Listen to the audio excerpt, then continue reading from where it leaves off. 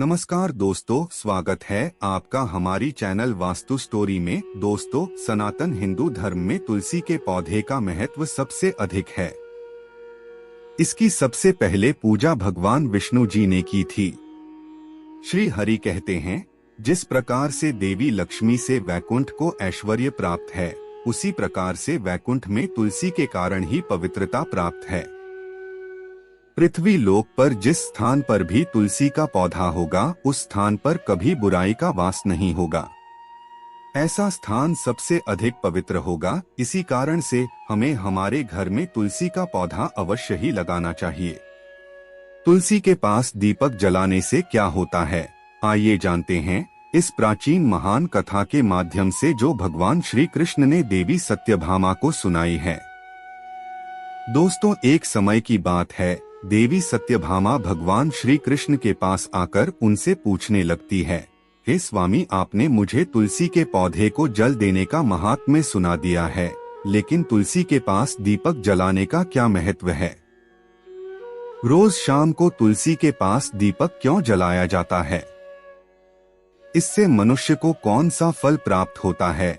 तुलसी के पास दीपक जलाने की विधि क्या है तथा दीपक लगाते समय कौन से मंत्र का उच्चारण करना चाहिए? कृपया आप मुझे विस्तार से बताइए। भगवान श्री कृष्ण कहते हैं, हे देवी, आज तुमने समस्त संसार के कल्याण की भावना से बहुत ही उत्तम प्रश्न किया है। तुम्हारे इस प्रश्न का उत्तर देने से पूर्व मैं तुम्हें एक प्राचीन इतिहास सुनाऊं, जिससे तुम्हें तुम्हारे सभी प्रश्नों के उत्तर मिल जाएंगे। शाम को तुलसी के पास दीपक जलाने से जो फल मिलता है, उसी का वर्णन मैं इस कथा में करूंगा, इसीलिए तुम इस कथा को ध्यान पूर्वक सुनना। इस कथा को ध्यान से पूरा सुनने मात्र से ही मनुष्य को 100 वर्षों तक तुलसी के पास दीपक जलाने का पुण्य प्राप्त होता है। देवी सत्यभामा कहती है, हे प्रभु, मैं इस कथा को सुनने के लिए उत्सुक हूँ, कृपया आप इस कथा को मुझसे कहिए। तब भगवान श्री कृष्ण देवी सत्यभामा को वह कथा सुनाने लगते हैं। हे देवी, पूर्व काल की बात है, दक्षिण दिशा में तुंगभद्रा नाम की एक बहुत बड़ी नदी है। उसी नदी के किनारे पर हरिहरपुर नाम का एक अत्यंत सुंदर नगर बसा हुआ है। उसी नगर में हरि दीक्षित नाम के एक ब्राह्मण निवास करते थे। वे अत्यंत गुणवान, चरित्रवान, धर्म कार्य करने वाले तथा वेदों के मार्ग पर चलने वाले थे। उन्होंने समस्त शास्त्र का अध्ययन किया हुआ था। उसी ब्राह्मण की एक पत्नी थी, जिसे लोग दुराचार कहकर पुकारते थे, क्योंकि उसके कर्म ही उसके नाम के अनुसार थे। वह सदैव ही अपने पति को अपमानित करती थी, अपने पति के लिए कुवाच्य कहती थी, पति को भयंकर दुख देती थी, पति के लिए कभी भोजन नहीं बनाती थी। उसने उसके पति के साथ कभी शयन नहीं किया, कभी उसके साथ प्रेम से व्यवहार नहीं किया। पति के मित्र परिवार के लोग घर पर आते तो वह स्त्री उनको अपमानित करके भगा दिया करती थी और स्वयं काम भाव से उन्मत्त होकर निरंतर अन्य व्यभिचारिणी स्त्रियों के साथ घुमा करती थी। उसका मन पति को छोड़कर पराये पुरुषों में लगा रहता था। उसने कभी अपने पति से प्रेम से बात नहीं की, किंतु पराये सुंदर सुंदर पुरुषों के संग बैठकर बातें करती थी। पराये पुरुषों को मोहित करने के लिए सज धज कर गांव में घूमने जाया करती थी। कभी वह वन में किसी वृक्ष के नीचे खड़ी रहकर सुंदर पुरुषों की राह देखने लगती और किसी दुष्ट पुरुष को मोहित करके उसके संग भोग विलास किया करती थी। फिर एक दिन वह दुराचार स्त्री वन में जाकर एक वृक्ष के नीचे खड़ी हो गई। उसका चित्त काम से भरा हुआ था। वह किसी सुंदर कामी पुरुष की राह देख रही थी, किंतु बहुत समय निकलने के बाद भी उस स्थान पर कोई पुरुष नहीं आया। इसीलिए वह अत्यंत दुखी हो गई और प्रियतम की खोज में इधर उधर देखने लगी। उस दिन उसका सारा परिश्रम व्यर्थ हो गया। वहां पर खड़ी होकर वह नाना प्रकार की बातें कहकर विलाप करने लगी। हाय, आज तो इस मार्ग से कोई भी सुंदर पुरुष नहीं आया। अब मैं कैसे अपनी काम शांति करूं? आज की रात कैसे बीतेगी? वह जोर जोर से विलाप करने लगी। उसी जंगल में एक भयानक बाघ निवास करता था। उस पापिनी स्त्री की आवाज सुनकर वह जाग गया और उछलकर उस स्त्री का भक्षण करने के लिए उसके पास आ गया। उस भयंकर बाघ को देखकर उस स्त्री के पसीने छूटने लगे। वह भय से थरथर कांपने लगी। वह स्त्री कुछ करती, इतने में ही उस बाघ ने अपने पंजे से उसे घायल कर दिया और वह स्त्री जमीन पर गिर पड़ी। जमीन पर गिरते ही वह स्त्री चिल्लाते हुए बोली, अरे बाघ, तू किस लिए यहाँ पर आया है? मुझे क्यों मार रहा है?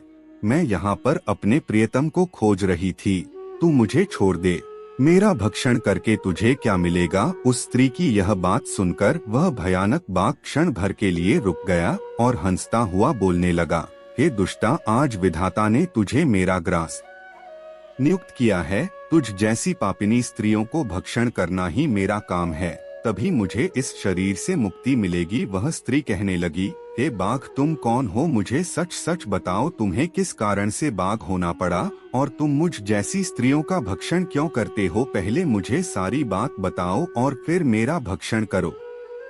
फिर वह बाघ कहने लगता है, हे पापिनी, मैं तुझे मेरे पूर्व जन्म का वृतांत सुनाता हूँ, किस कारण से मुझे बाघ होना पड़ा। पूर्व काल में दक्षिण देश में मल्लाफा नाम की एक नदी है। उस नदी के तट पर एक मुनिपर्णा नाम की नगरी बसी हुई है।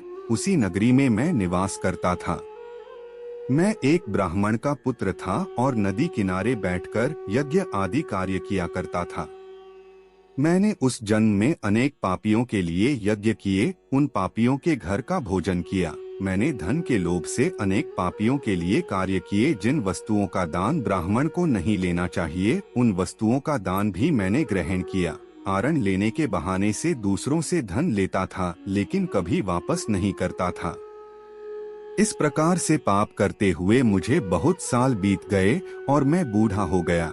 मेरे बाल सफेद हो गए, आंखें सूज गई, मुंह के सारे दांत गिर गए, लेकिन फिर भी मेरी दान लेने की आदत नहीं छूटी और मैं पाप करता गया। फिर एक दिन मैं धन के लोभ से नदी किनारे गया और अन्य धूर्त ब्राह्मणों के साथ मिलकर हमने लोगों को ठगा। झूठे मंत्र वचन बोलकर हमने बिना विधि किए ही देवी देवताओं का पूजन किया और बहुत सारा धन दान में ले लिया।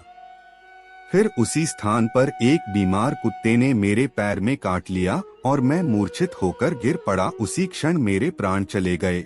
फिर यम के 2 दूत उस स्थान पर प्रकट हुए और मुझे पकड़कर यमपुरी ले गए। वहां पर यमराज ने चित्रगुप्त से मेरे कर्मों का लेखा जोखा निकालने के लिए कहा। फिर चित्रगुप्त कहने लगे, हे धर्मराज, इस ब्राह्मण ने घोर पाप किए हैं। इसने दूसरों से झूठ कहकर धन लूटा है, विधि से पूजा न करके झूठे मंत्र बोलकर भगवान का अपमान किया है। इसीलिए यह पापी ब्राह्मण केवल नरक जाने के ही योग्य है। फिर यमराज ने अपने दूतों को आदेश देकर मुझे नरक की अग्नि में डाल दिया। अनेक वर्षों तक नरक की सजा भोगने के बाद मुझे बाघ का शरीर प्राप्त हुआ और मैं इस दुर्गम वन में निवास करने लगा। मैं अपने पूर्व जन्म के पापों को याद करके कभी महात्मा, साधु पुरुष, सती स्त्रियों का भक्षण नहीं करता हूँ। मैं केवल पापी, दुराचारी तथा कुलटा स्त्रियों का ही भक्षण करता हूँ, ताकि मुझे पाप से मुक्ति मिल जाए। इस प्रकार से उस बाघ ने अपने पूर्व जन्म का वृतांत सुना दिया और उस स्त्री से कहने लगा, हे पापिनी, तेरे आचरण से तू कुलटा दिखाई पड़ती है। अपने पति को छोड़कर तू इस वन में अन्य पुरुष के साथ भोग विलास करने के लिए आई है, इसीलिए आज तू मेरा ग्रास अवश्य बनेगी। इतना कहकर उस बाघ ने अपने तीक्ष्ण नखों से उस पापी स्त्री के टुकड़े टुकड़े करके उसे खा लिया। फिर उस स्थान पर यम के 2 दूत प्रकट हुए और उस पापिनी स्त्री को उठाकर संयमनीपुरी में ले गए। वहां पर उसे यमराज के सामने खड़ा किया गया। फिर चित्रगुप्त ने उस स्त्री का लेखा जोखा निकालते हुए यमराज से कहने लगे, हे धर्मराज, यह स्त्री तो अत्यंत पापिनी है। इसने घोर पाप किए हैं। इसने व्यभिचार किया है।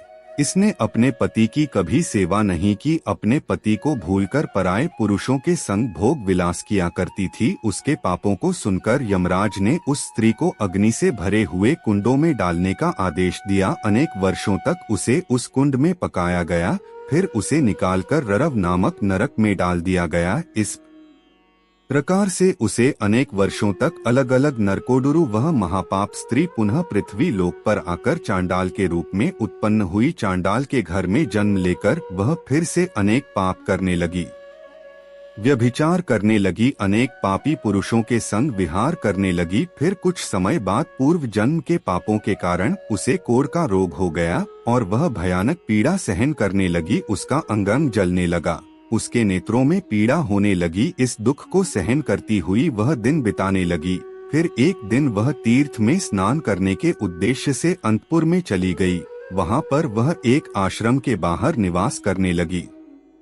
उस आश्रम में एक तुलसी का पौधा था। अन्य स्त्रियों को वहाँ पर तुलसी के पास दीपक जलाते हुए देखकर उस पापी स्त्री ने भी वही किया। उसने तुलसी के पौधे के पास एक दीपक जला दिया। फिर उसी रात हृदय फटने से उसकी मृत्यु हो गई और यमराज के 2 दूत उसे ले जाने के लिए वहाँ पर प्रकट हुए। जैसे ही यम के दूत उस पापी स्त्री को पाश में बांध कर ले जाने लगे, भगवान विष्णु के 2 पार्षद उस स्थान पर प्रकट हुए और उन्होंने उन दूतों को रोक लिया और कहने लगे, हे दूतों, इस स्त्री को तुम छोड़ दो, यह स्त्री नरक जाने के योग्य नहीं है।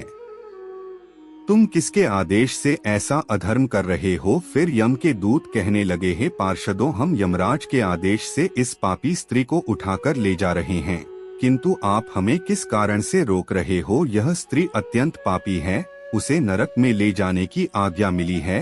फिर पार्षद कहने लगे, हे दूतों, यह स्त्री तो विष्णु भक्त है, यह नरक जाने के योग्य नहीं है। इसने शाम को तुलसी के पास दीपक जलाया है, इसी कारण से इसके समस्त पाप नष्ट हो गए हैं। इसीलिए अब यह नरक जाने के योग्य नहीं है, यह स्वर्ग जाने की अधिकारी बन चुकी है। पार्षदों की बात सुनकर उन यमदूतों ने उस स्त्री को उसी स्थान पर छोड़ दिया और यमलोक लौट गए। वहां जाकर उन्होंने यमराज को सारा वृतांत सुना दिया। फिर भगवान विष्णु के पार्षद उस स्त्री को दिव्य विमान में बिठाकर स्वर्ग लोक ले गए। भगवान श्री कृष्ण कहते हैं, हे देवी सत्यभामा, इस प्रकार से तुलसी के पास केवल दीपक जलाने मात्र से ही मनुष्य के सभी पाप नष्ट हो जाते हैं। जो स्त्री नित्य शाम को तुलसी के पास दीपक जलाती है, वह सौभाग्यशाली बनती है। उसके पूर्व जन्मों के सभी पाप नष्ट हो जाते हैं, उसे सुख समृद्धि की प्राप्ति होती है। रोज तुलसी के पास दीपक जलाते समय इस मंत्र का उच्चारण करना चाहिए, ओम तुलसी देव्य च विद्महे विष्णु प्रियाय च धीमहि तन्नो वृंदा प्रचोदयात्। श्री कृष्ण कहते हैं, हजारों अमृत के घड़ों से नहलाने पर भी श्री हरि को उतनी तृप्ति नहीं होती जितनी वे मनुष्यों के द्वारा तुलसी का एक पत्ता चढ़ाने से प्राप्त करते हैं। 100,000 गौदान से मानव जो फल प्राप्त करता है, वही फल तुलसी पत्र के दान से पा लेता है। जो मृत्यु के समय अपने मुख में तुलसी पत्र का जल पा जाता है, वह संपूर्ण पापों से मुक्त होकर श्री कृष्ण के धाम जाता है। तो दोस्तों, इस प्रकार से भगवान श्री कृष्ण ने तुलसी के पौधे के पास दीपक जलाने का महत्व बताया है। आपको यह कथा कैसी लगी कमेंट करके जरूर बताएं। जानकारी अच्छी लगी तो वीडियो को लाइक जरूर करें। कमेंट में जय श्री कृष्ण जरूर लिखें। साथ ही हमारी चैनल वास्तु स्टोरी को सब्सक्राइब करें। आप सभी का धन्यवाद। जय श्री कृष्ण।